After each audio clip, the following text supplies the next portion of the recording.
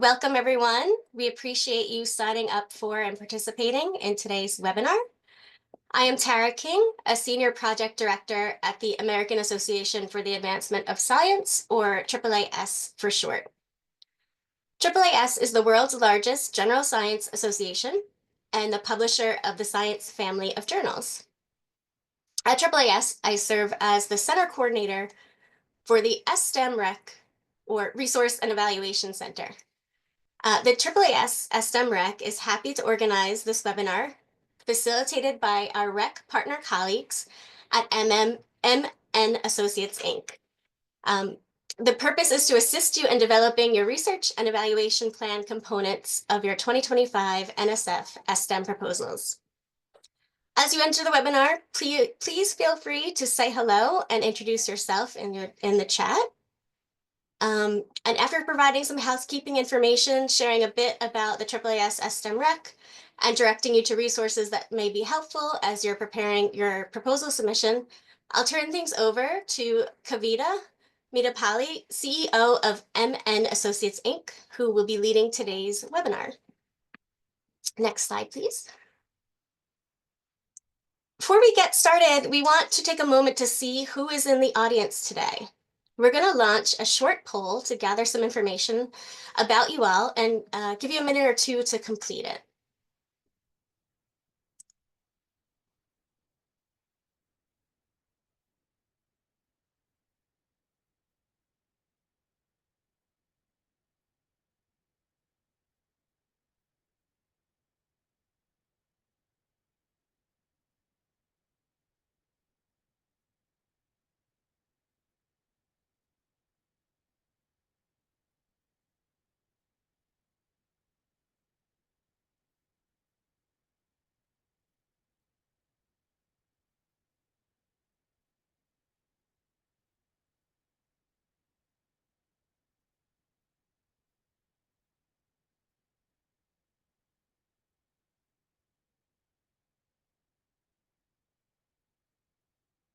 Maybe 20 more seconds.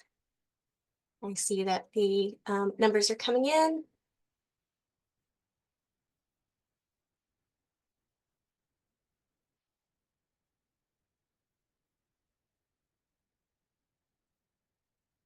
Okay. Great. So let's see our results. Majority of PIs are joining us, followed by grant writers and co-PIs, good number of evaluators and researchers. Curious to see what the other categories are. If you answered other and you want to say what you mean by that, feel free to put that in the chat. Track 2 projects are edging out track 1 a little bit. And let's see.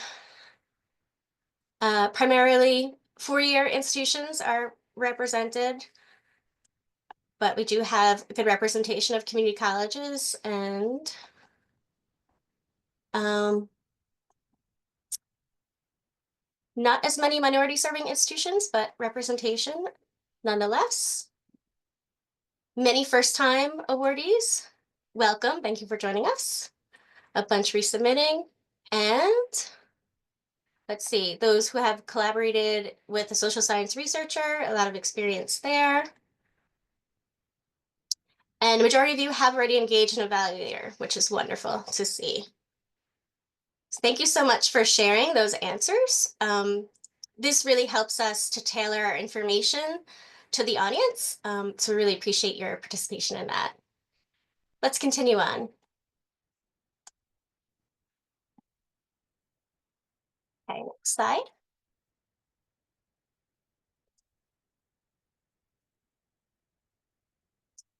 So we have a few housekeeping items to help us better facilitate the session. Please keep your microphone on mute when not speaking. At any time, you may write questions or comments in the chat.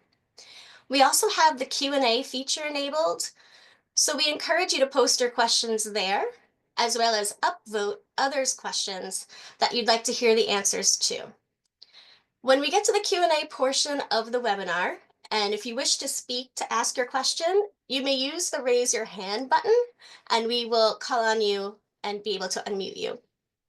If you're comfortable doing so, we welcome you to turn on your camera.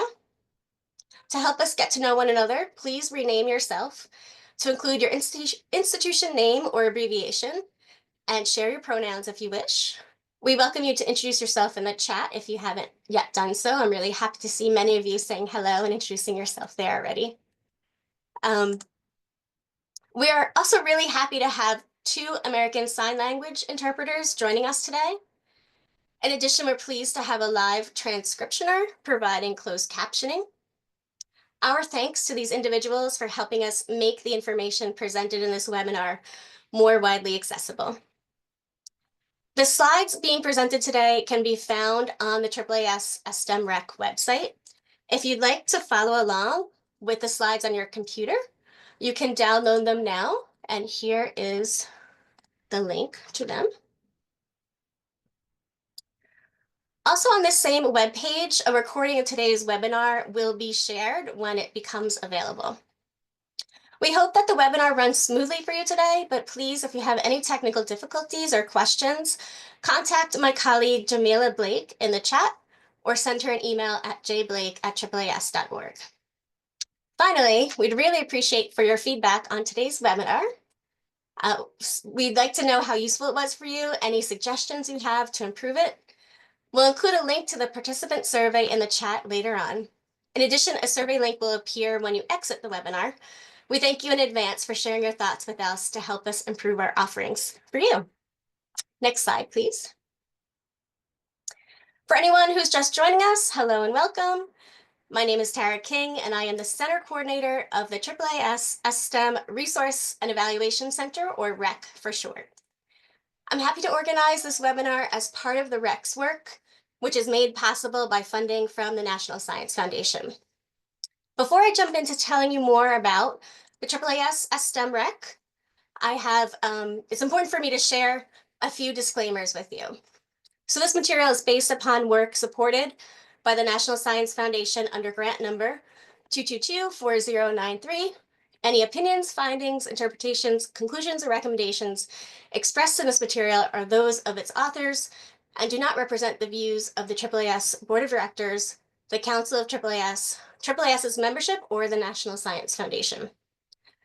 Additionally, this AAAS S-STEM REC is promoting consultation with MN Associates, Inc., as they are a REC partner, but this does not constitute an endorsement of MN Associates, Inc. as evaluators by the National Science Foundation. Moreover, I want to share upfront that AAAS does not have any information about if or how recent executive actions and memos from the administration may impact the 2025 NSF S-STEM solicitation. We're waiting to hear from the lead NSF S-STEM program officers about this. And when we'll share any relevant information with the S-STEM community as soon as it is made available. Next slide, please. Now, okay, let me give a quick overview of the AAAS S-STEM REC. The management of the S-STEM Resource and Evaluation Center, or REC for short, was awarded to AAAS in October 2022 through a competitive NSF proposal process. The S-STEM REC is a new type of investment by NSF to create a greater infrastructure, build community, coordinate work, and synthesize findings across the entire S-STEM portfolio of projects, which includes over 600 funded S-STEM programs at different types of colleges and universities across the country. The REC's work focuses on promoting the exchange of ideas, resources, opportunities, and knowledge about effective strategies and practices to increase the number of talented, low-income students who obtain degrees and careers in STEM. The activities of the REC work across multiple levels. For instance, we support the effectiveness of the S-STEM portfolio through publishing S-STEM outcomes and impacts reports. We build the capacity of current and prospective S-STEM awardees through webinars like this one, and we support S-STEM scholars' STEM persistence and professional development through convening an annual in-person scholars meeting. We welcome you to visit our website to learn more about the REC and join our mailing list. to stay informed. So, next slide, please. So while the REC is managed by AAAS in coordination with NSF, we could not reach our goals without the significant contributions of our full team, which includes MN Associates, Inc., who is providing research and evaluation technical assistance support to current and prospective awardees, American Institutes for Research, who is conducting research to create 2 impact and outcomes reports of the S-STEM program at the national level, Quality Education for Minorities Network, who informs our efforts to connect with, support, and learn from minority-serving institutions, and the Center for Evaluation and Research for STEM Equity at the University of Washington, who serves as the evaluator of the REC. And next slide. We'd like to make you aware of a set of complimentary webinars the REC is hosting, facilitated by MN Associates, Inc., to provide research and evaluation planning technical assistance support. Today's webinar will be offered again on February 13th, and there will be 2 webinars that dive deeper into logic models and theory of change that will occur on February 4th and 18th. Registration links will be posted in the chat. Also, Kavita will talk more about this in her presentation, but our partners at MN Associates, Inc. have created a useful guidebook on preparing research and evaluation plans for the NSF S-STEM grant proposals. This new resource is now available for download on the REC website. And finally, in addition to interacting with the MN Associates, Inc. team during these webinars, you can seek their help through using our request form with your specific inquiries. Let me post all of these links in the chat for you now. And next slide. We also want to inform you about our 2025 S-STEM proposal preparation webinar series. You're welcome to join any of these virtual events. Additionally, NSF S-STEM program officers have scheduled drop-in office hours 4 times in February, and I'll post the links in the chat so you can find more information and register for these. Okay, finally, the NSF website has extremely useful resources for you to refer to as you prepare your S-STEM grant proposal. These include the full text of the 2025 S-STEM program solicitation, a recording of an overview webinar that explains the solicitation requirements in detail, and an FAQ document that answers the most commonly asked questions about the solicitation. Let me post all of these links in the chat for you now. Prospective PIs are strongly encouraged to review these materials as so much is covered in them. Okay, next slide. Now it is my pleasure to pass the program on to my colleague, Kavita Mitapalli, CEO of MN Associates, Inc. Kavita? Thank you so much. Hello, everyone. Welcome. Good afternoon. We're so happy that you have taken some time in the afternoon to be with us. Thank you to AAAS for the opportunity to present today. And I am Kavita Mitapalli with my team members, Nina Dallas Alice and Peter Goldie. Nina is a senior associate and Peter is an associate in M&A. We are a K through 20 research and evaluation firm.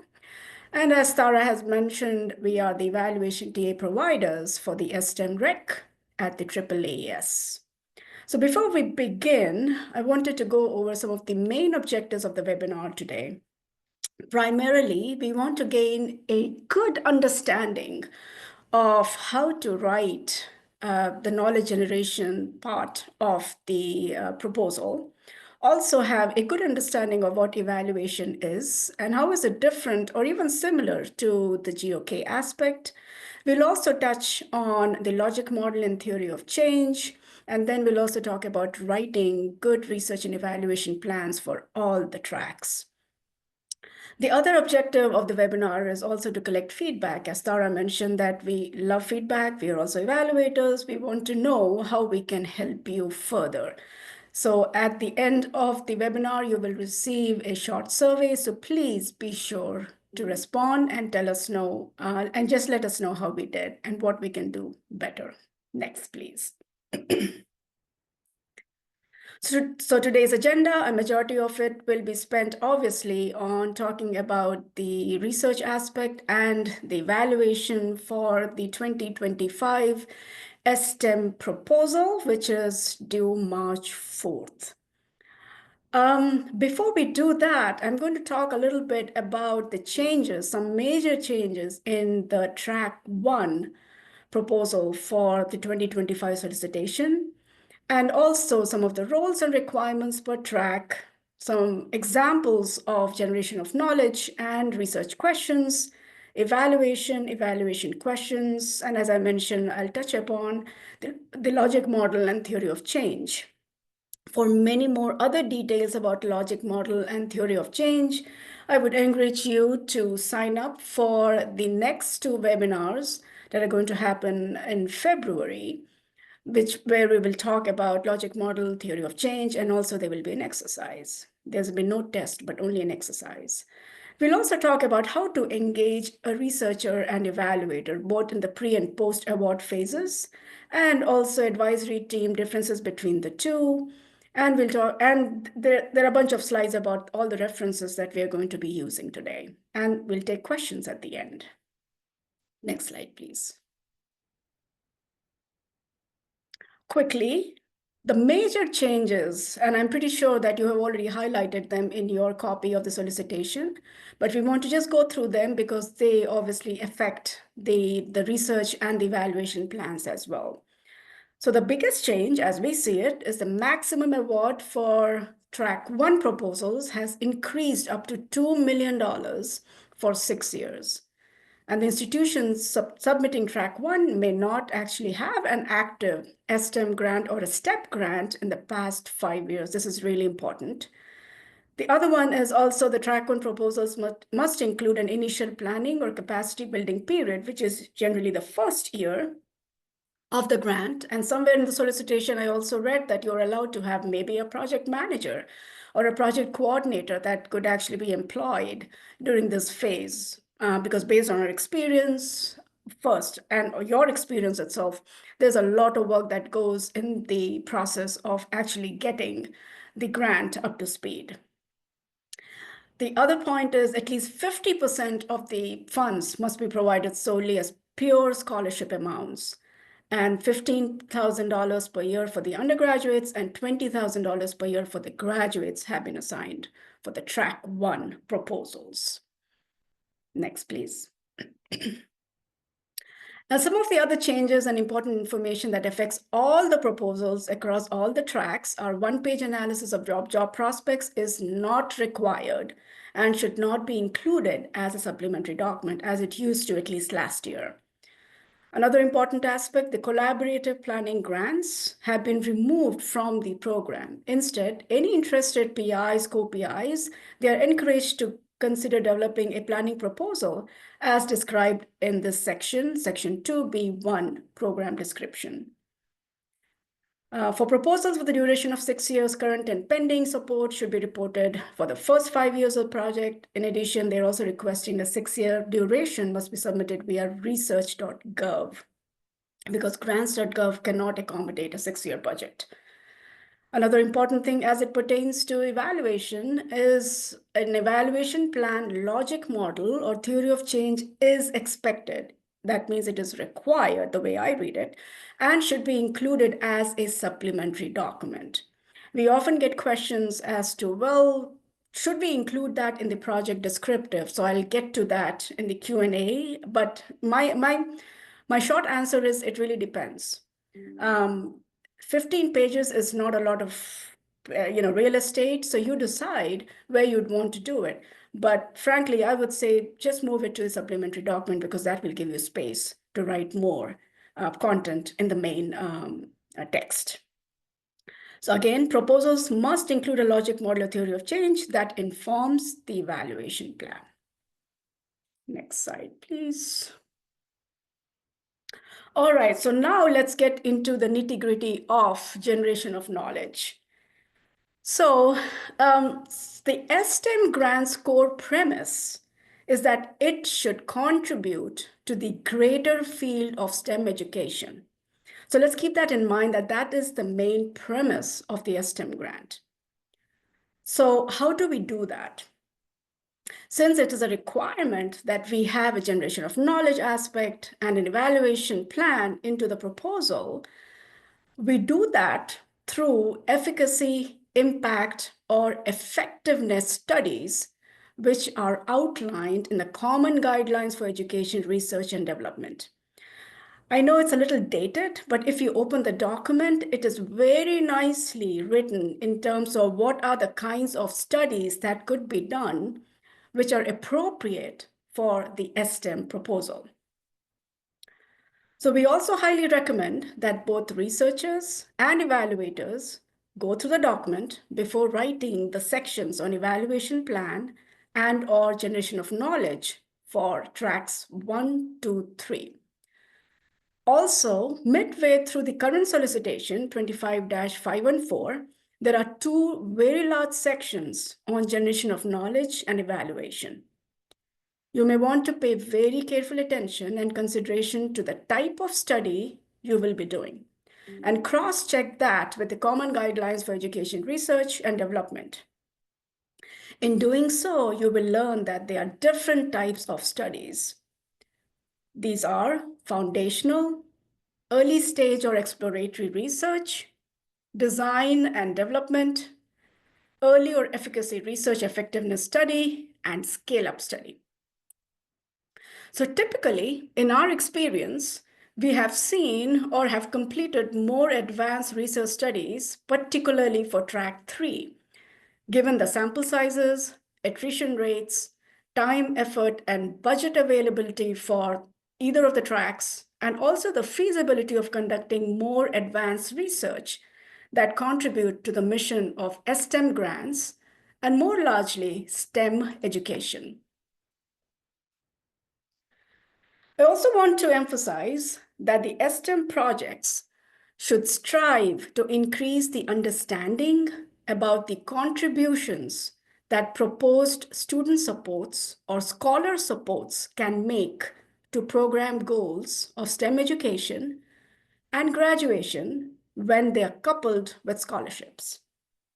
So all proposals should include a robust dissemination plan to share the project's implementation, mechanisms, scholar outcomes, learning outcomes, and any other findings with the communities that are similarly engaged in efforts to improve outcomes for talented, low-income STEM students. So in this context, as I mentioned, the S-STEM projects should really strive to increase the understanding of the contributions that the proposed student supports, both curricular and co-curricular activities can make to advance the goals of STEM persistence, retention, and graduation, when again coupled with STEM scholarships. So how would we want to address opportunity, awareness, and achievement gaps to set the stage for upward social mobility, and how resilience and teamwork can really help bridge these gaps? Next slide, please. So here, let's get into details about the specifics of generation of knowledge or knowledge generation and how each track is expected to contribute to the same, and more importantly, who does the work. So we all agree that what gets measured gets done and also gets managed. So track 1 and track 2 projects are expected to contribute to the knowledge by disseminating results from their external evaluation work and reports. So again, track 1 and track 2 projects are expected to contribute the generation of knowledge or knowledge generation by disseminating results from their external evaluation work and reports. So for track 1 and track 2, which means that projects should plan to inform the understanding about the effectiveness of the factors and or activities which are closely associated with retention, student success, transfer, academic and career pathways, and also degree attainment through their evaluation results. The project's effectiveness should be assessed according to the nature of the problem that the proposed approach is intended to address. So what do we mean by all this? How are the problems really linked with the approaches to generating knowledge? So the nature of the problem is what your research is really trying to understand. Again, the nature of the problem is what your research is trying to understand and then measure, which could be related to, say, affective, behavioral, cognitive, or any dispositional changes among the S-STEM scholars across the grant years.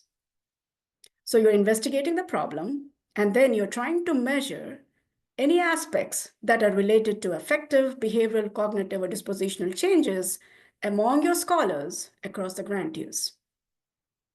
You are also investigating how your program is advancing knowledge overall in retention and student success, also transfer rates from 2 to 4-year colleges, and how are the scholars really clearing their academic and career pathways, engaging in degree attainment, and also getting into the workforce while assessing the low-income students in STEM. I know it's a lot, but this is important. In terms of who does the work, so keep in mind that incorporating local expertise in institutional, educational, or social science research could provide significant guidance and also facilitate the generation of knowledge, but it is not a requirement for tracks 1 and 2. Track 3 projects, however, are expected to generate knowledge through external evaluation as well as through a clear and rigorous research plan, generally conducted by a social science researcher. So this particular research, as I mentioned, could be led by the PIs, co-PIs, or senior staff who are faculty members or also have experience in educational research. So the faculty involved in research component cannot act as an external evaluator. You could have an evaluator within your same institution but from a different department, or you could have a completely separate external evaluator. Next slide, please. So let's discuss the research plan, the study, and questions. So how do we really conduct a research study? First of all, the research questions must be clearly grounded in education or social science research theory and literature, such as the ones that are most commonly found in STEM projects. So how do these theories really look like? And what are some of the examples of the same, right? So I'm going to talk about them next. Next slide, please.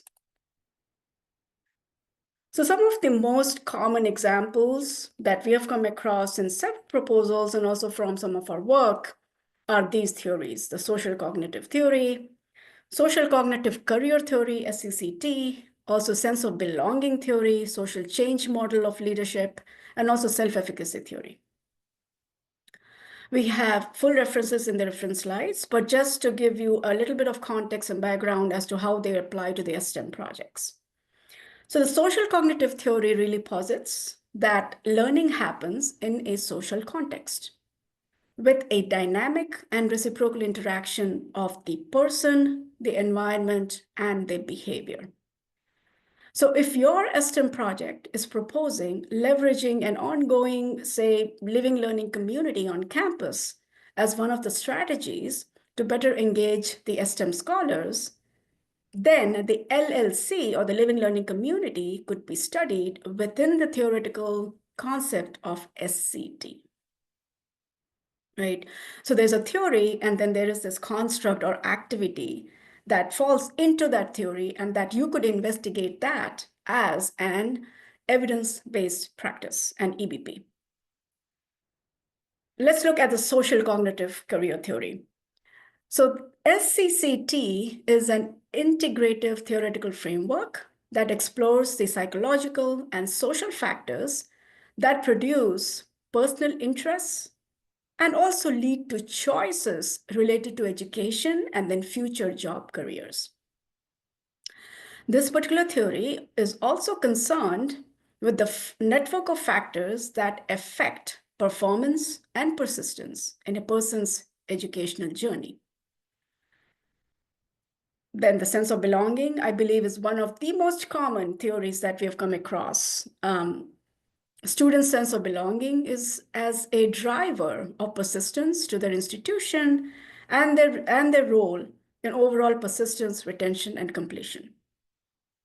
The social change model of leadership is particularly students who are first-gen students. They participate in campus leadership opportunities. Those experiences really can be valuable in shaping their feelings of engagement and involvement, which in turn plays a positive role in their being persistent, being retained in the program, and also completing their degree program in a timely fashion. The last one is self-efficacy theory, which is encompassed within the SCT, which is social cognitive theory. It explicitly focuses on how individuals and communities can be empowered with a sense of agency that will facilitate their overall goal attainment.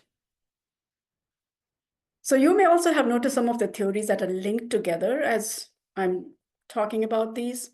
The most important criterion is that these theories should also be informed by and linked to the specific needs of the student population being served at your institution, depending on the track. So keep in mind that the most important thing really is that you want to make sure that any of these theories that you have come across, they may sound fancy, they may sound applicable, but they should really be related to the student population that the S-STEM grant is going to serve.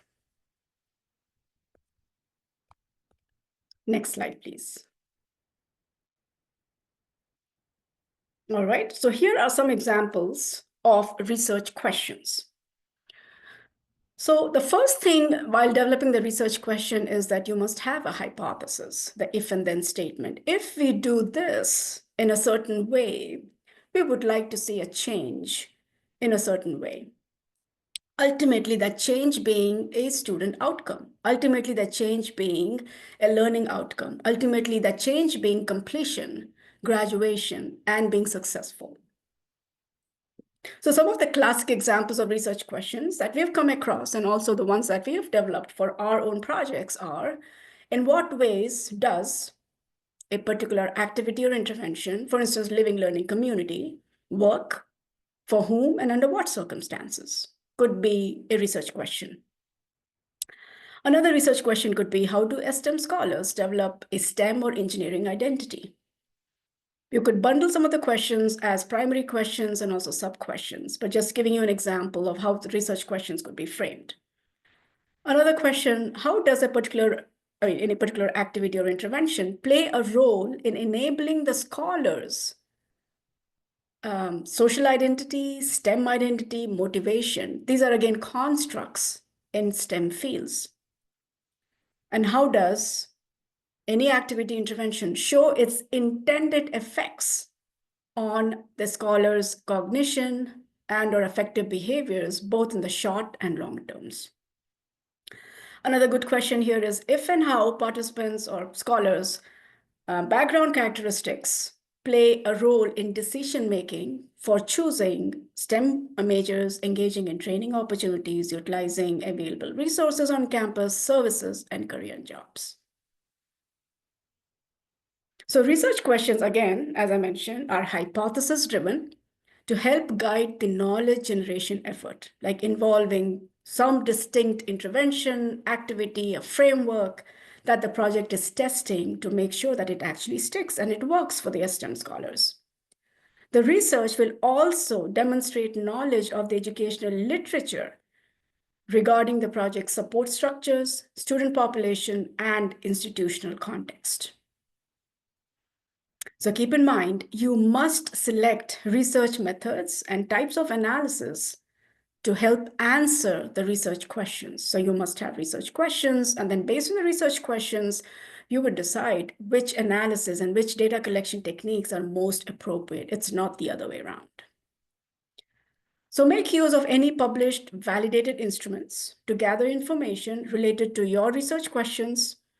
Then dissemination of the knowledge gained will also involve publications, conference presentations, even a website, blogs, and also participating in webinars, being a panel on AAAS webinars. These are great opportunities to showcase your work. Next slide, please. So digging a little bit more deeper into the aspects of cognitive, behavioral, dispositional, situational attributions. Here, these are actually the true examples of some of the research questions. You could, again, as I mentioned, add some sub-questions under each of the research question. So here's an example. What is the relationship between increased academic advising? You can see the how particular and how focused this research question is, and it's not just an umbrella catch-all kind of a question. So here, the researcher wants to investigate the relationship between increased advising, peer mentoring, and research internship, and how that affects into their course-taking habits, course success, STEM identity, retention, completion. So they have these constructs, and they also have these EBPs, evidence-based practices, and they want to see the extent to which these EBPs have an effect on certain behaviors and also ultimately learning outcomes. The second question here is, how does the increased academic, non-academic, and financial support, really critical, relates to their level of self-efficacy, persistence, completion, and overall academic performance? Again, as I mentioned, you could break them into smaller sub-questions, but the essence here is that you're really investigating the construct and you're trying to measure them to see if it has an overall effect on the learning outcomes and behavioral changes and cognitive changes.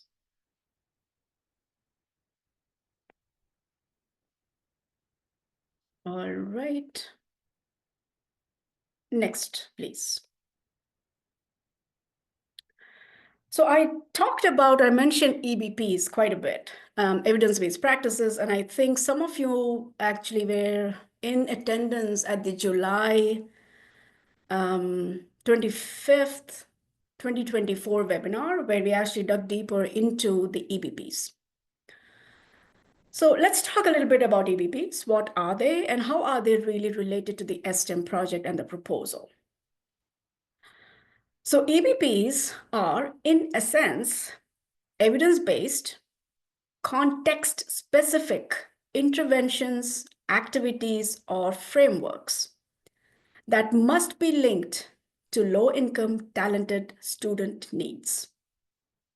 Again, so EBPs are evidence-based, context-specific interventions, activities, or frameworks that must be linked to low-income, talented students' needs.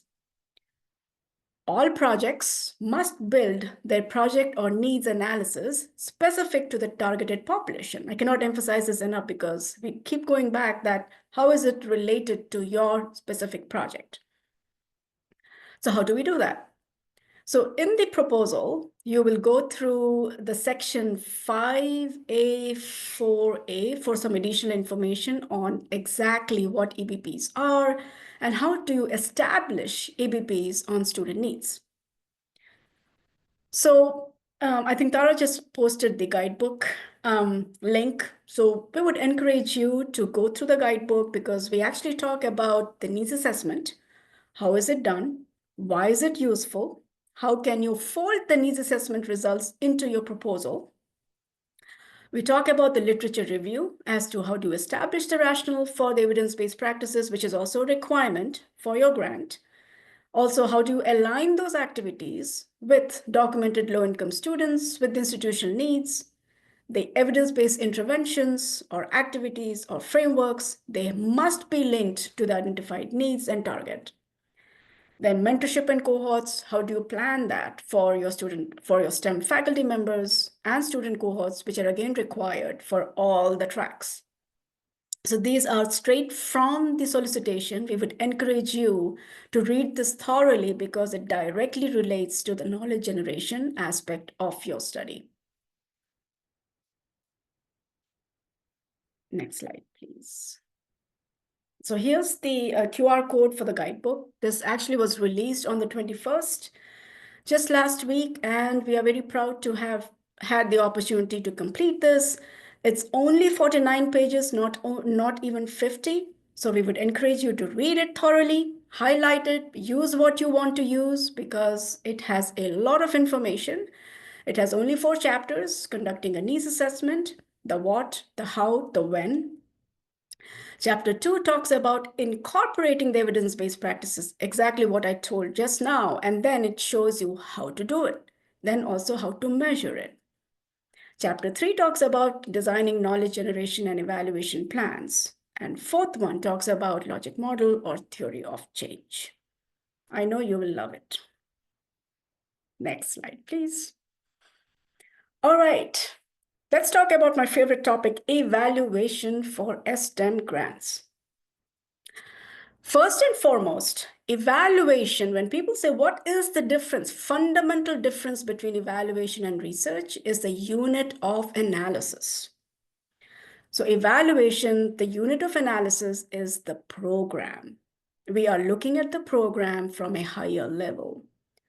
What is working? What's not working? For whom? Under what circumstances? What are the lessons learned? What are some of the good practices? What needs to change? Systematically done, it has formative and it has summative aspects, and it has an iterative feedback loop, which means that as you are progressing with your program, the evaluation is providing feedback as you go, which also means that you're not waiting until the end of the year to wait for the results, what's working, what's not working, but your evaluator is part and parcel of the program process. They're collecting data, they're collecting surveys, they're observing, they're also in project team meetings, and they're providing feedback in real time. That's a critical aspect of evaluation. So evaluation also has early stages and it has the later stages. In the early stages, mostly it is formative. We are part of the planning process. And as an evaluator, I would say that include your evaluator from the very beginning, which means that now, while you're writing the proposal. Again, keeping in mind the caveat being that some of the colleges, community colleges and such, they do not encourage having evaluators prior to being awarded because they have to go through a competitive bid process. So be sure as PIs and co-PIs that you are aware of this particular aspect before you engage someone. And in some cases, the evaluators, they are brought on board, they work through the evaluation plan, they also coordinate and co-develop the logic model. And once awarded, they are part and parcel of the project from day one, right? All right. What else can we say? So summative evaluation, as I mentioned, formative evaluation is usually the very first aspect of evaluation. The planning process, you're providing iterative feedback as things happen so that changes could be made in the program as you go along. The summative evaluation is reporting on really the outcomes. Again, keep in mind, track 1 and track 2, they're also generating knowledge. They're also contributing to the knowledge aspect of the grants. So in the evaluation plan, the evaluator or whoever is writing the evaluation plan, you should also have some research kind of questions, because otherwise, how would you generate knowledge without having those kinds of questions? So summative evaluation generally reports on the number of students, the outputs, who have graduated, talk about their career trajectories, and also the implementation, lessons learned, sustainability, some scalability, broader impact, and generation of knowledge. Beyond the direct impact on S-STEM scholars, the S-STEM project should also attempt to measure the project's outcomes and impacts on the departments or disciplines involved at the institution. So that also is one of the responsibilities of the evaluator or the evaluation. The evaluation design should match the scope of the project. And the funds dedicated to evaluation efforts should really be commensurate to the time requirements, the scope of work, the hourly rate of the person who is going to do the work. Again, as I mentioned, a theory of change or a logic model is expected, which means that the evaluator will co-develop the theory of change or logic model for your project. The other nitty-gritty is that a biosketch is required for the evaluator, and it should also be included in the supplementary documents. Now, who does the work? Sometimes we get the question that who would be considered an external evaluator. So the evaluation work must be executed by an evaluator who is external to the project, which means that they could probably be still in your institution, but they could be in a different department. And an independent evaluator, external evaluator, could also be a consultant, anyone completely outside of the institution.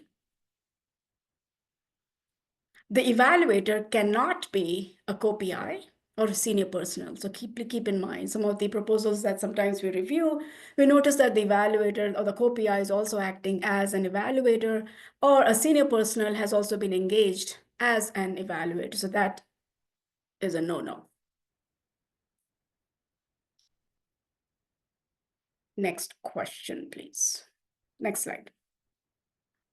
All right, so here are some examples of evaluation questions.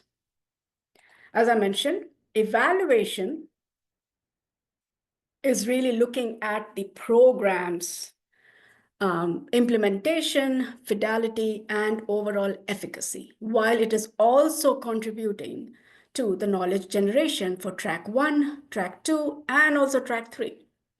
So some of these questions are very high level, they are broad. So to what extent is the S-STEM program being implemented and planned as desired? What could be some of the academic success that could be achieved as a result of your program efforts? Another question, to what extent do program interventions or activities, basically the EBPs, and financial support and advising enhance the academic performance of low-income scholars? So again, looking at the overarching effect or efficacy of your S-STEM program. Another question, how do scholars' participation in certain activities correlate with their academic outcomes like GPA or course completion rates? Goes back to, again, sample sizes. If you have a sample size of 2, obviously you're not doing a correlational study. Then some of the other questions related to career and workforce readiness is how effectively does a program prepare low-income, talented NSF S-STEM projects for S-STEM workforce entry or advanced education opportunities, the extent to which how many are entering the workforce directly. How are you working with the transfer students? How are they feeling supported? And then what proportion of the scholars secure STEM-related internships, jobs, graduate school, after-school participation? Next, please.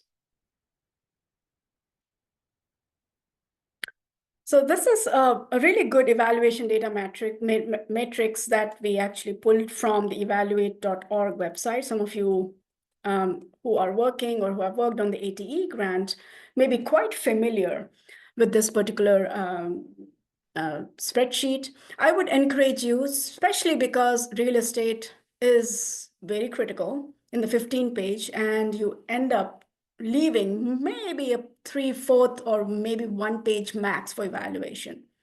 So instead of writing paragraphs after paragraphs, you could probably condense your evaluation question, the indicator of success, data collection and methods, who is going to do the work, the timing and delivery, and also analysis, plan, interpretation. So I found this very useful, especially for those proposals where we just don't have enough space to write the evaluation plan. You would definitely have formative questions. You would definitely have summative questions. So don't forget those. At the same time, you also want to make sure that you're writing about the feedback loop and the iterative process that the evaluation is going to be. And then how is the evaluation also informing the knowledge generation aspect for all tracks? So be sure that you add all those in addition to having a data matrix, which provides clarity on the when, the how, the what aspects of evaluation. Next slide, please. All right, so let's talk about the theory of change and logic model. So as Tara had mentioned that we actually have 2 exclusive webinars on logic model and theory of change. So if you haven't registered already, please do so, because you will be given an assignment, or maybe you won't because you'll be given an assignment. But I think you will enjoy this because it will be a group activity. You can actually learn and share with some of the other PIs, co-PIs, grant writers, and evaluators who may want to join you all and kind of figure out what is a logic model? How do we use it? How is it different from a theory of change? Can we have a combination of a logic model and theory of change? So here I'm going to just touch base on this, and then we'll talk in details over the next 2 webinars. So going back to the solicitation 25-514 for 2025, the solicitation clearly says that a theory of change and or a logic model is expected, and it should be included in the supplementary document. You may also ask, so well, can I place it in the narrative? As I mentioned early on, my response is it depends on the real estate. So typically, the logic model is seen in the evaluation plan and or in the narrative section that describes the project plan activities, the strategies, but you do have an option of placing it in the supplementary section. So I would say might as well, because that will save you space. And it's an expectation for the reviewers to go into the supplementary documents and look for the logic model, because now it's a requirement. So we don't have the fear that maybe the reviewers will miss seeing it. So how are logic model and theory of change different or even similar? So keep in mind there is some overlap between the two in terms of the metrics and the indicators of success. However, the main distinction between a logic model and a theory of change is that a logic model describes a more linear and logical sequence showing what the intervention, basically the EBP or the activity or framework is and the intended outcomes are, which means it assumes if we provide X, the result will be Y, right? So that's the logic model. While a theory of change includes the causal mechanisms to show the Y aspect of each intervention or activity or framework, and how that is expected to result in the intended outcomes. So if we provide X, A will support or hinder the result of Y. So look at the diagram there, right? So though logic models ideally include a section for contextual factors and assumptions, they are really not detailed within each part of the model, and they're often left out altogether. So ideally, you will see a logic model, which is like a bunch of boxes, arrows, and then talking about the inputs, the resources, the outputs, and the outcomes. So theory of change actually includes these factors, these assumptions, these mechanisms that are the why aspect throughout the model. So the logic model is descriptive, while a theory of change is more explanatory.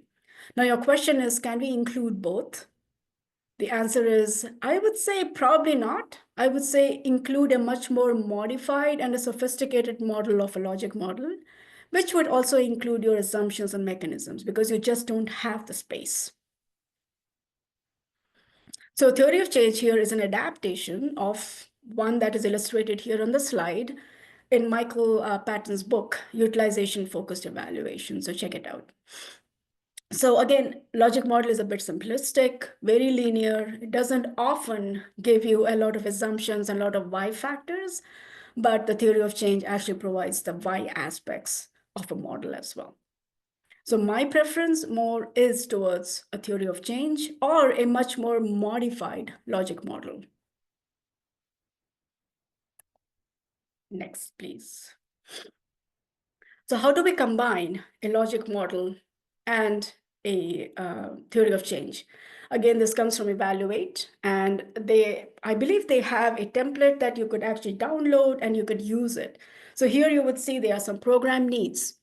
And under that, you will see assumptions and influential factors, which basically means that you're looking at the assumptions of the institution, assumptions of policies and practices that are already existing in at your institution, which will have, most likely, which will have an effect, which will influence how the activities are completed and how the outcomes or impacts are actually realized. So when you combine both a logic model and a theory of change, this is how it's going to look.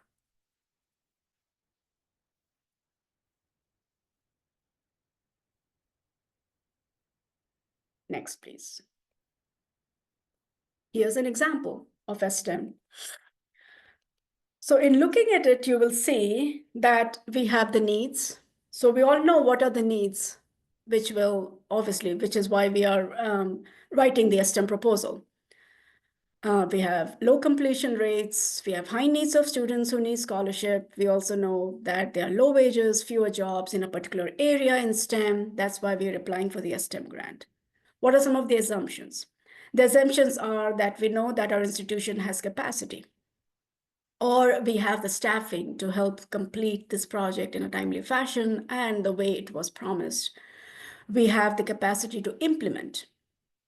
Then we also have a very clear understanding of our student needs. And how do we do that? Through a needs assessment. It goes back to the EBPs and the needs assessment that I talked about. Some of the other mediating factors could be, well, there could be a change in the economics of your area. There could be some change in the policy. There could be change in your strategic plan at the institution level.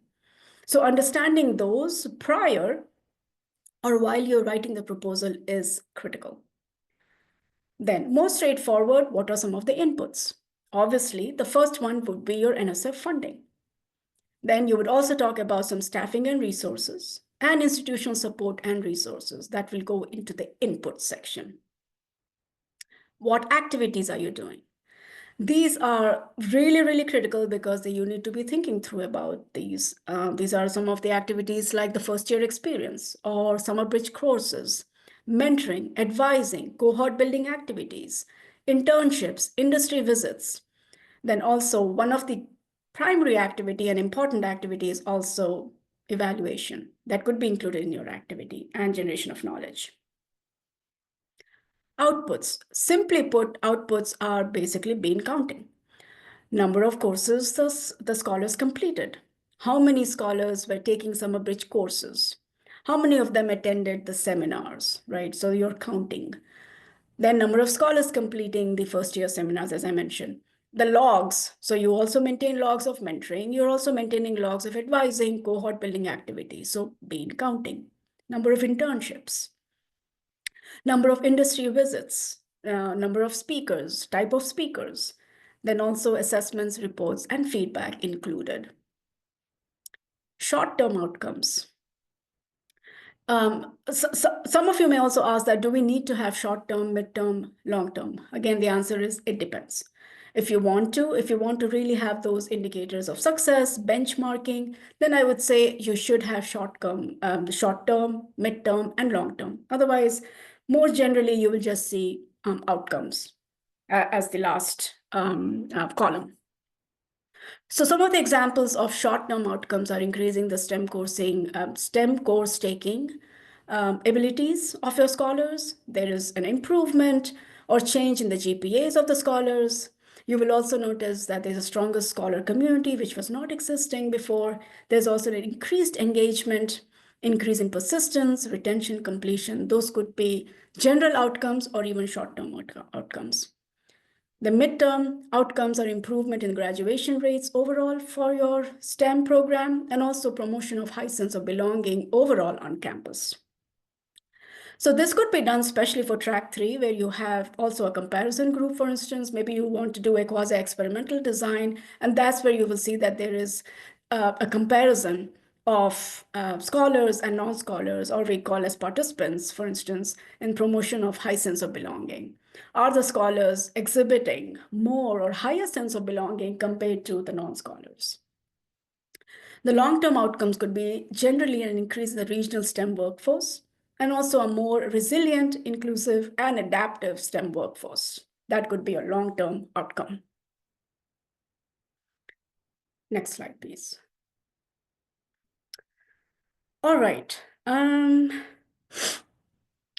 So we have included the slide mainly because we receive questions in terms of when do we actually engage a social science researcher and or an evaluator. So in the beginning, I think in the polling question, there was one last question: have you already engaged a social science researcher and or an evaluator? And the response was very high. So that's excellent news, which means that you want an evaluator or you want a social science researcher, again, keeping in mind your institutional criteria. If there is a competition or a competitive bid, then you may want to talk through with the evaluator as to if they want to maybe receive a stipend or some kind of money before they engage in the pre-award process, because what would happen is that what if the institution decides to work with somebody else? So that way their IP is saved and also they get paid for their time. In any case, the idea is that you should have an evaluator and a social science researcher, depending on your track, from the very beginning. Engage them early and often, because they would bring in their expertise of social science research, social science theory, and also evaluation, logic model, and theory of change. So they are your partners, they are your collaborators. You would also want the evaluator to co-develop your logic model. If you have a draft of logic model, the evaluator will really help you to pin down some of those activities, some of the short-term outcomes and long-term outcomes. I've already addressed in terms of who could be an evaluator. Could they be external or someone from another department? Again, read through the solicitation really closely to make sure that your evaluator is not a co-PI or that your evaluator is not a senior personnel. They are consultants. They could be in your same institution, in your same college or university, but they could be at another department within your institution. Or you could hire a consultant. You would also want to consider some of the general qualifications of an evaluator, if they have experience with S-STEM grants, if they have done research of this kind, if they would help you with the evaluation plan, logic model, etc. So the evaluator generally helps in the proposal planning process. They write the evaluation plan, the questions, they co-develop the logic model, theory of change. And as I mentioned, and you probably know this already, for track 3, the research and evaluation plans are separate. So make sure that there is no conflation between the two. You should also be setting some general expectations from a third-party evaluator before and after the award. What are the expectations? And these expectations could be co-developed because, again, the funding could actually vary because NSF doesn't provide any ceiling, doesn't provide a range as to what the budget should be. So depending on the scope of work and also the rate, you want to make sure that the evaluator is on board and that you are on board to work with them. Also, again, as I mentioned several times before, please be aware of the institutional procurement procedures. Next slide, please. In some cases, in some of the proposals, we've also seen that instead of an evaluator, there is an advisory group, advisory board. I don't have any preference and I don't have any strong opinion as to who should be really brought on board. My only consideration is that have clarity as to what an advisory board is going to do. What are their deliverables? Are they willing and able to write an evaluation plan or complete a formative or summative evaluation? What are some of the expectations of the advisory board? Is there any potential conflict of interest? And what is the budget? For S-STEM projects, it's generally a little rare to have an advisory doing the evaluation, but I have seen that happen. In my personal experience, I would say hire or work with a professional evaluator because it's the time and it's the labor and the effort that goes into evaluating S-STEM projects is quite big. Next slide, please. So after an award is made, please be sure that you're contracting the evaluator before they can put in the hours.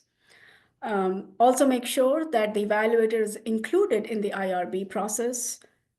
So if you have a social science researcher, you want the evaluator to be added in the IRB forms because they will be sharing data. They will also be working closely with the researcher to make sure that there is no conflation between the two.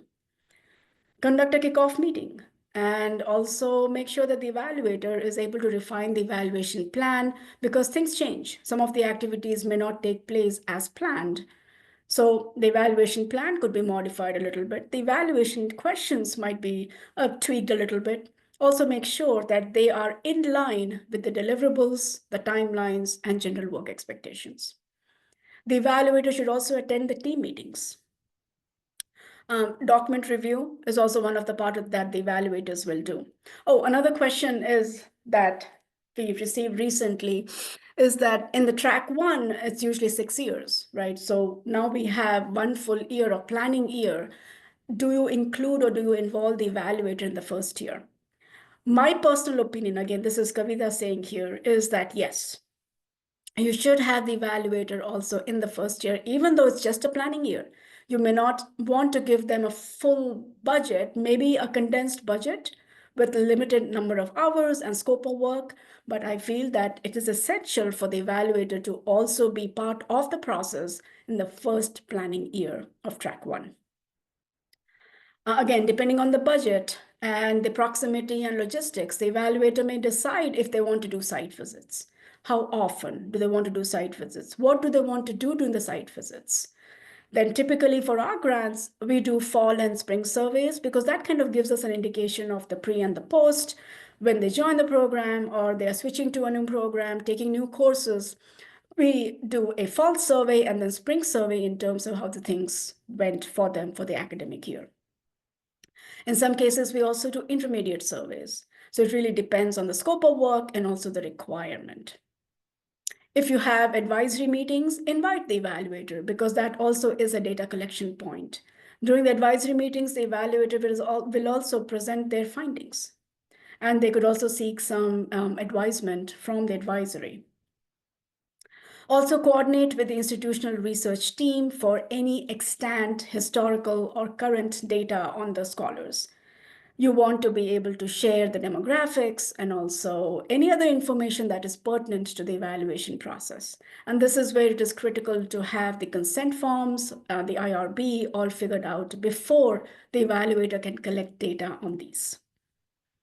The evaluator also produces data summaries. They not only write the evaluation plan at the end, but they also provide periodically data summaries from the data collected thus far. So for instance, if you've had a fall survey, you wouldn't wait until the end of spring to share the results. Maybe by the end of fall, before the holidays, the evaluator would produce a data summary to just share what they have learned. Are there any gaps, any areas of enhancements? Because that will also constitute feedback and formative evaluation. An interim report is required, which is what we call as the annual evaluation report. That is required every year. And the final year is a summative report.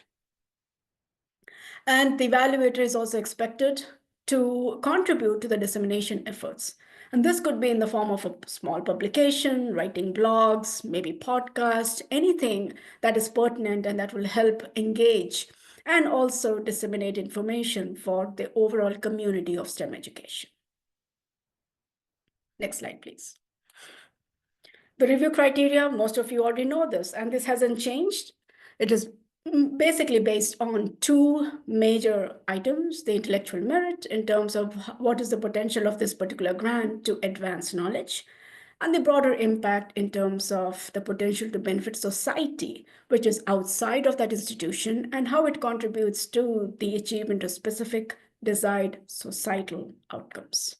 So this hasn't changed. So keep in mind these two criteria when you're writing your grant. Next slide. So just last week, the frequently asked questions were released, and we went through them, and there were 3 questions pertaining to evaluation. So question 21 was, are research and evaluation required in all tracks? The answer is yes, they are required. And I already talked about that pretty extensively as to which track requires what, right? And who does the work. Then question number 22 was, what do you mean by external evaluator? Again, I already talked about how to define external. External as in completely external as a consultant or a firm, or external to that particular program, but they are still in the institution. Then another question 23 is, are there expectations as to what percentage of the budget should be allocated? The answer is no. So there is no such criteria, or actually there is no such directive from the NSF. So the most important part here is to keep in mind that work with your evaluator to set their hours, the labor that will take, their expertise, what is their hourly rate to get the work done. So be sure that you have these kinds of conversations before you engage with them. You don't want an evaluator doing a quasi-experimental design in track 3 for $5,000, for instance. That's a no. Any good evaluator of sound body and mind would say no. I would say no. So be sure that you're respectful of their time, you're respectful of their expertise, and please listen to when they say that this cannot be done for $5,000. Next slide. Oh, these are all really good references. We have worked hard for you so that you don't have to. So please take a look, click on those links. Let us know if any of the links are, they're not working as such because we haven't checked in the last 1 week or so. So please let us know, use them. One of the most important links here is the Common Guidelines for Education, Research and Development. As I mentioned, it's a really nice document. It's a little old, but it's really very, very critical for S-STEM. So be sure that you read that. Next, please. There's another, yes, these are the theories, as I mentioned. These are a bunch of the most commonly used theories in a vast majority of S-STEM grants. So you will see that these are the theories that we have come across, and we've also used them in our work. So be sure that you check out these books. Some of them, believe it or not, are also on ResearchGate. So you don't have to go through the firewall and the paywall to get access to these documents. So these are some really, really good references as well. Next slide. Well, that's all. Questions?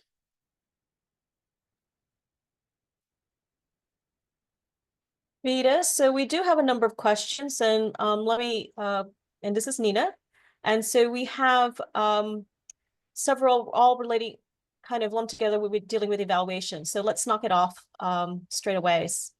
So one, and this is a repeat, Kevin asked, I may have missed it, but did we establish what the unit of analysis is for research to differentiate from evaluation? Yes, so fundamentally, the research unit of analysis is the students or the scholars, S-STEM scholars. So you're really looking at the scholars' outcomes, their affective, their cognitive and behavioral changes. So that's why the unit of analysis is really focused on the scholars. And then the unit of analysis for evaluation, as I mentioned, is the program itself. Great. Okay, a couple of questions having to do with the evaluator. So Drew asked, can someone who acts as co-PI on an S-STEM grant work as an external evaluator on an S-STEM grant at another institution at the same time? Or is this a conflict of interest? So the co-PI is not at the same institution. Is that correct? So they are Yes. a co-PI or a faculty So member at another institution. Yes. I would say yes. Yeah. The problem actually arises because, okay, so here's the thing. So that co-PI is at another institution. They're probably faculty members, STEM, teaching, what have you, but they will be named as a consultant in this particular proposal. So the answer is sure, why not? They should not be named as senior personnel or co-PI. That's the main terminology that is really, really critical. Okay. Yeah. Next one is, can the evaluator from the field of S-STEM education can the evaluator be from the field of STEM education research? That's what Absolutely. Absolutely. Okay. Yes. All right. And then 2, do you recommend all S-STEM projects have an advisory board separate from the co-PIs, social science researcher, and the external evaluator? It depends. I don't think it's a requirement, but I may be wrong. Tara or Jamila, let me know if the solicitation says that you must have an advisory. I know that track 3, most of them have an advisory. Some of the track 2s will also have advisory, but I'm not sure if that's mandatory. So don't quote me on that. Okay. Another person asked, is a social scientist required? For track 1 and track 2, no. For track 3, yes. So here's the thing, for track 1 and track 2, the premise is that the knowledge generation will take place, but it will take place through an evaluator. And track 3, the knowledge generation will take place, it is required, but it will be done by a social science researcher, and the evaluator is going to contribute to the knowledge generation.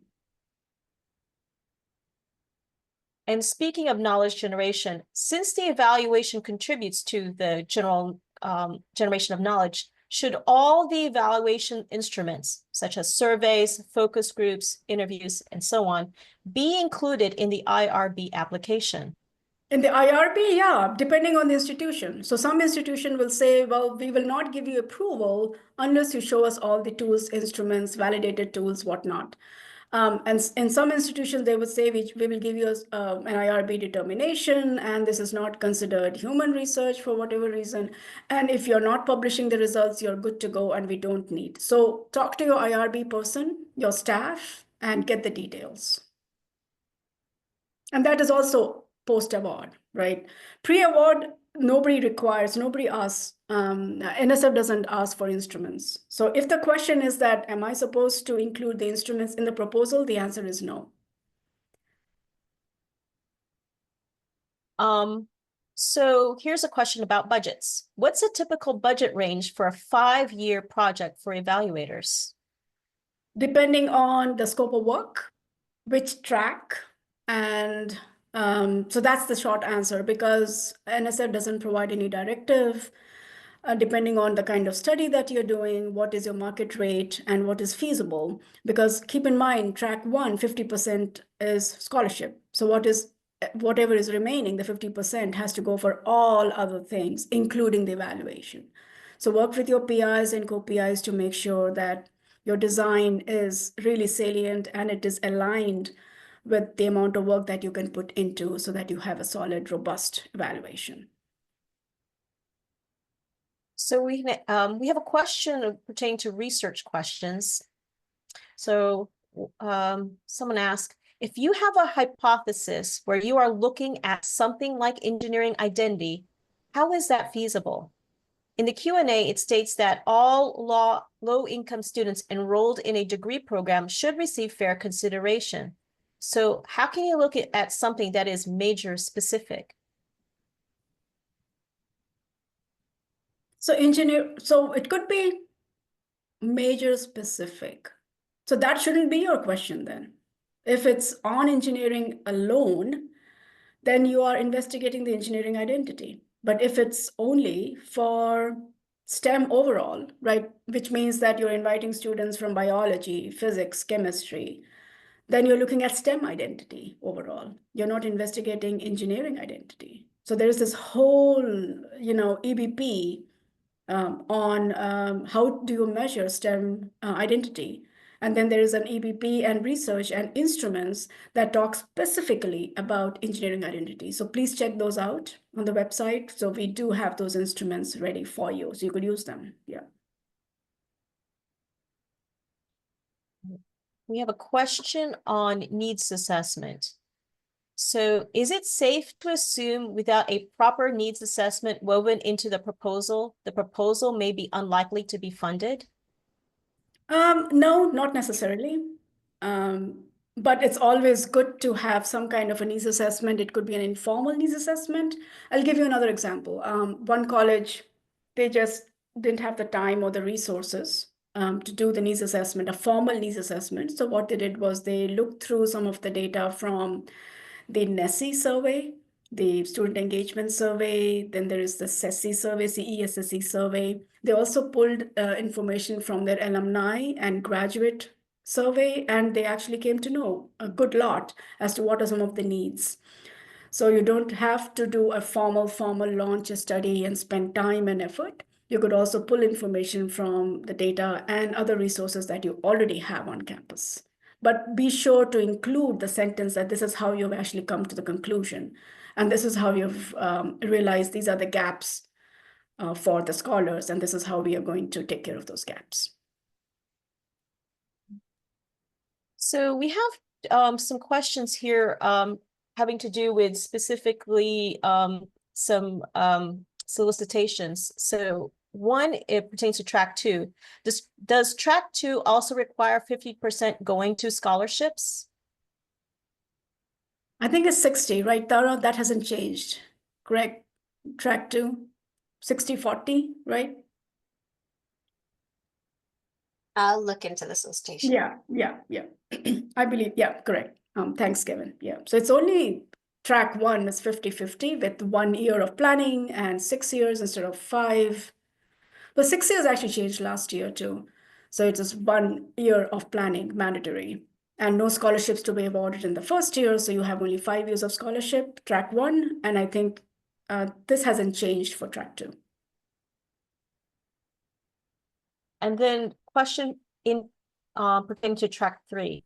In track 3, who leads the student needs assessment? The social science researcher, the evaluator, senior personnel, lead and co-PIs? So here's the question back to them is that needs assessment is done now. Once the award is made, I don't think anyone will be doing needs assessment. Is that correct? I mean, the question, I'm not sure if the question is clear. Okay. So Adam, if you would like to clarify that, based upon your kind of Kavita's answer, and feel free to put it in the Q&A. In the meantime, I'm going to go to the next question. If our institute received S-STEM for science programs, can engineering programs apply for the track 1? And then it says if engineering didn't receive it before. Okay. So for track 1, the criteria is 5 years, right? So if it's an active grant, and then the answer is no. I don't think yeah. So overall, the institution, if they already have a track 1 in the past 5 years, then they are not eligible to do another track 1. They could apply for track 2. Okay. All right. And Adam came back and says, in the planning period only. So he's talking the needs assessment during the planning period. I see. Yeah, I would say it's a collaborative effort, Adam, because needs assessment, the social science researcher, if they're really outside the institution, they wouldn't know a lot about the institution aspects. So I would say engage them in terms of developing the tools and instruments, validated tools and instruments, but really it could be done by a social science researcher and maybe with the help of some co-PIs because they're really boots on the ground and they could actually administer the survey. But the tools and such, I would say, engage a social science researcher to do so. Following up on, okay, Adam's got another follow-up, and we have a collaborative planning grant, is what he's saying. So, Adam, is that means so is your just want to clarify, is your needs assessment occurring as part of your collaborative planning grant, or are you looking at it once awarded in that, and it's in that planning period? Rash, you could come off mic, Adam, and yeah, if you could probably get off the mic and we can. Yeah. Hi, everyone. Sorry about the confusion. And thank you for all the wonderful support you're offering. We have a collaborative planning grant that just started January 1. Okay. So we're in that period right now. We're just starting to write, and we're going to submit in March 2026 is the hope. So we're starting to formulate the student needs assessment. Yep. Then, yeah, definitely I would say a researcher, because that data that the researcher is collecting will actually be used for the proposal to make it much more stronger. They could coordinate with the PI and co-PI to administer the survey, for instance, but really the data should be collected and analyzed by the researcher. Okay, thank you so much. Okay. So got a couple of questions here and I want to come back up. Tara has written about the track 2. They may request up to 2 million for 6 years and all track to at least 60%. Thank you, Tara. Yeah. Thanks. So here's one that's a bit involved. My experience from past S-STEM has taught me that data collection needs to consider the burden it places on student participants. We need data for both the knowledge generation and for program evaluation. Granted, there are overlaps between the two. Do you involve the evaluator in design of instruments for data generation for both purposes? Does this place undue burden on the evaluator? How much separation should be maintained between the evaluator and the team's researchers to maintain objectivity? So the team generally is not collecting the data. If they mean the PI, the co-PI, senior personnel, they really are not collecting the data. They are facilitating the process in terms of administering the survey maybe, but they don't really have access to the results. And that's where the IRB really kicks in, is that you have to maintain the confidentiality and you have to maintain that relationship with the scholars, saying that whatever you're reporting is really between you and me. That confidentiality is really critical. So for instance, Nina, if you are the PI on the ground and I'm the evaluator who is outside the institution and I don't have access to the scholars, so I would request that, Nina, as the PI, you would administer the survey, just send the link, but you wouldn't know who has really completed. It's really up because I have the control and I know who has completed, who has not completed, and I'll give you feedback that, hey, only 6 out of the 25 have completed the survey. Can you do a follow-up? That's all you do. So that really doesn't increase the burden on the evaluator. Actually, it's a shared burden because then you're also collaborating closely with the PI or co-PI who is running the program to make sure that they also know what the response rate is like. In cases where you have to coordinate and collaborate with the social science researcher, especially the track 3, where M&A has specifically, the way we have collaborated with the social science researcher is when they are doing their research surveys, we include some evaluative surveys, questions in that survey. So what that means is that instead of sending 2 surveys or 3 surveys to the scholars, there's only 1 survey, and we have a section that are more evaluative in nature. So we are talking more in terms of the fidelity of implementation. We are talking in terms of the satisfaction with the programs, engagement, and all that stuff. While the researcher is really talking about those constructs, talking about those behavioral changes, those efficacy, and all that kind of things. So that way you have both the things done through just 1 survey. Also, as I mentioned, make sure that you limit your number of surveys through the year. Yeah, generally do a fall survey and a spring survey. You don't want to be doing surveys every 2 months, like, hey, how is it going? How's it going? And you won't be surprised, it will just irritate the scholars and they will say we will not respond. As it is, the responses are generally low because scholars are busy, they have work, they have other priorities, and this is another survey. And we cannot force anybody to do anything. So be nice, and they will be very, very nice back to you. If you see that the responses are really, really low, then maybe suggest a focus group. What we have done is that when they have some cohort building activities, we also join them, we observe them, and we ask a few focus group type of questions. So that way we also get our data while there are some other activities happening at the same time. Okay. I'm just recognizing that we have 4 remaining questions, and I think we can knock them off quickly, but it's also 3:30. Is it okay if we extend the time just a little bit more to get these last 4 questions? I'm fine, yeah. I Yeah. saw Okay. our good friend Sachi put something. Sachi, is it something that you may want to come off mic? No. All right. Okay, because I want to jump into one that's related to exactly what you're you just discussing, and that is it correct to say that PIs lead the generation of knowledge and evaluators leads the evaluation? No, the PI should not be doing any kind of social science research. That's an absolute no-no. You want, for track one, again, let me emphasize this. For track one and track two, so track one and track two, there is no requirement of a social science researcher. However, the generation of knowledge must be carried out, and that is done by the evaluator. It's track three where you need a separate social science researcher. However, the evaluator is also expected to contribute to the generation of knowledge. A PI, a co-PI, or a senior personnel are not allowed to do any of the research or evaluation work. All right. So got a question here is, can the information gained from having run 2 prior S-STEM programs substitute or contribute to the needs assessment, even if the information is limited to the students that applied and those that were served? So I haven't seen the data, but it's actually a good question. I would say it depends. So if your prior STEMs were really based on, say, just engineering, and it was not open to all the STEM programs, then I would be careful in terms of drawing conclusions from that study and then saying that, oh, it also applies to the STEM, because things may have changed. And it was prior to COVID, prior to 4 or 5 years, then things have definitely changed. So I would say be very careful.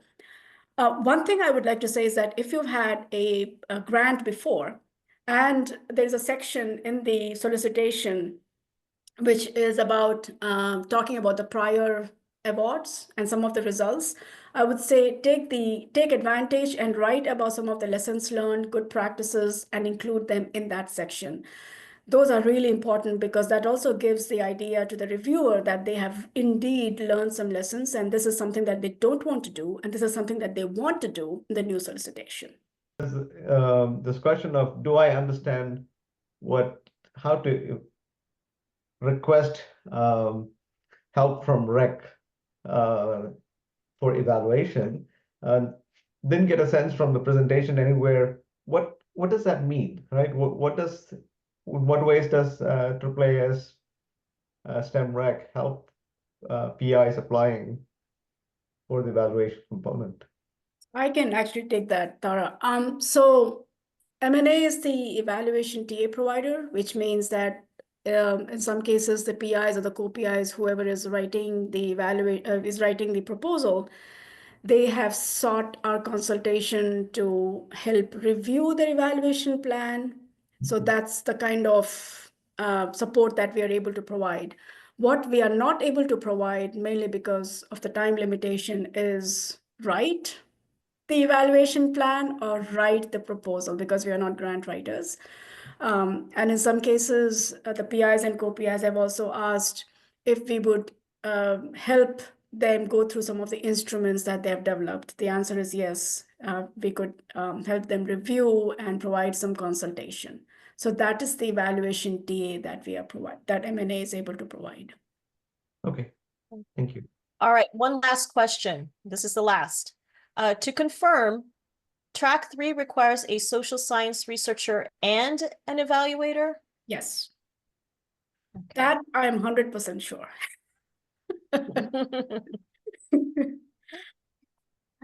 Okay, well, that's, I think, what we have for today. Thanks And to those who so, stayed a little bit extra. We hope that this was really helpful and insightful for you.